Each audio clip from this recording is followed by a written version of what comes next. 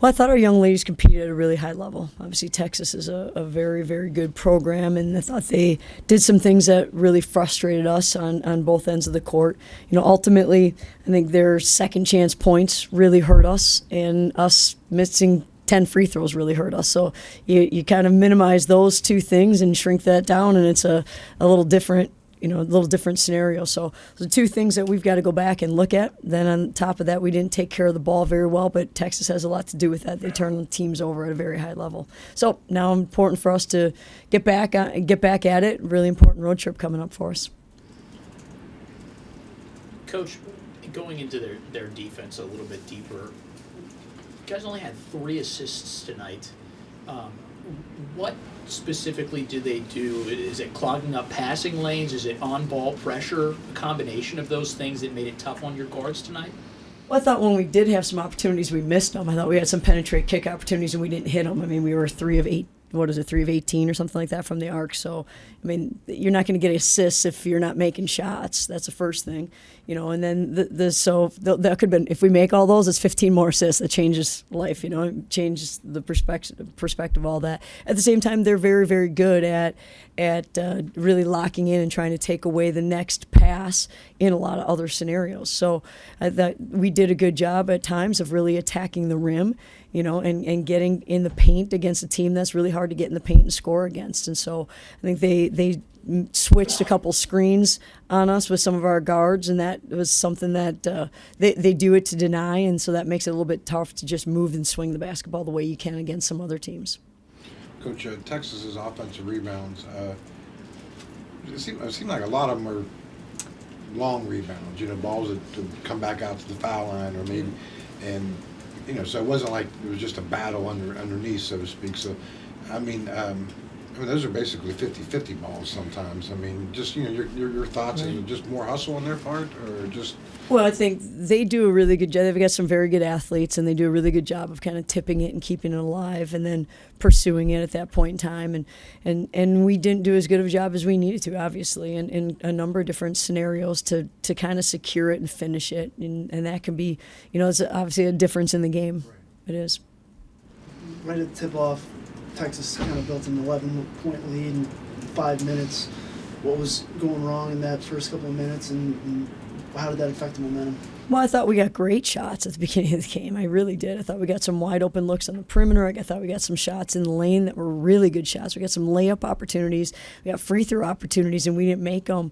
And they found a way to kind of capitalize and get going a little bit. And I thought our young ladies battled and competed and found a way to get back in it and did that for major stretches of the game when things didn't look very good, but not necessarily because we weren't playing well. We weren't making shots early on. Coach, I think you had 20-plus bench points tonight. How did your bench keep you in the game? And specifically Sarah Bates, pleasantly surprised by her performance tonight? Well, I thought our bench played great, gave us some very important minutes. I thought Sarah played really well. Savannah gave us some good minutes. Isis gave us some good minutes inside and got some rebounds, some of those kind of things. And we need that, throughout the course of the entire season. And so I thought they did a really good job for us.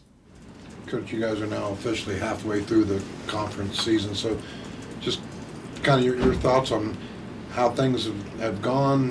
What do you look to for the second half of the conference season, and just kind of where things are right now? Yeah, all I know is that we have to go on the road in a couple of days, and so we're fortunate to get this game in when we did because of kind of some weather concerns and those type of things. So we're thankful that Texas was able to make it here safely. We were able to play this game so that it doesn't impact all the rest of the games coming up. And so, I think ultimately we're battling, we're competing, and that's what you have to continue to do. And I think it's something that each time you're playing against a different team, you've got to continue to make adjustments based on what they're doing and how to attack them and how you have to slow them down. But ultimately, you got to finish plays, and that's something that we didn't do as good of a job as we needed to today. We didn't finish plays. We didn't get rebounds. We didn't get second chance opportunities for us. They got second chance opportunities. When we got to the free throw line, we didn't capitalize on some of those things. So that's things that we can go back and we can continue to work on because it's a big part of what it takes to compete.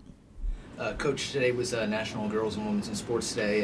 50 years of Title IX was being celebrated. What do those things mean to you and your team?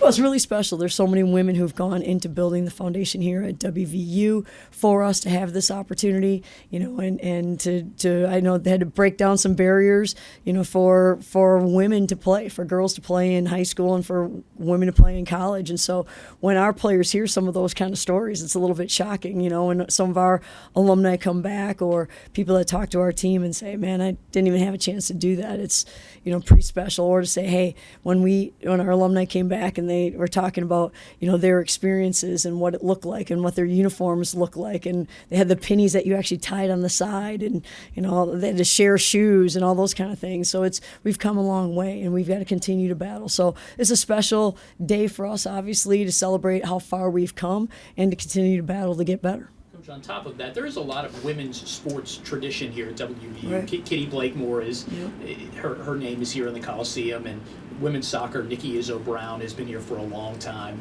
Is that meaningful to you to be a part of that now? It absolutely is. It's an honor, to be following in some. Those are two women who are very, very powerful and built some great programs, and and Nikki's still doing it, so that's really, really impressive. And so great to have her as a mentor here.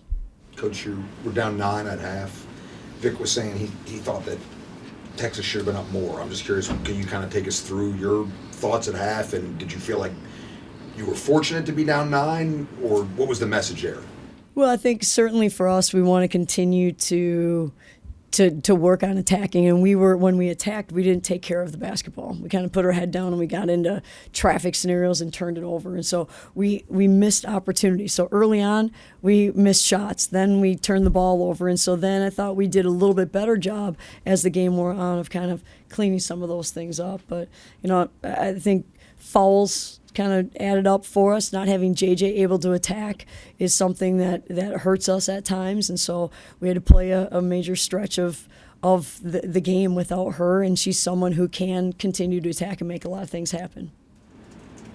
Any other questions for Coach? Okay, All right, thank you. Thank you.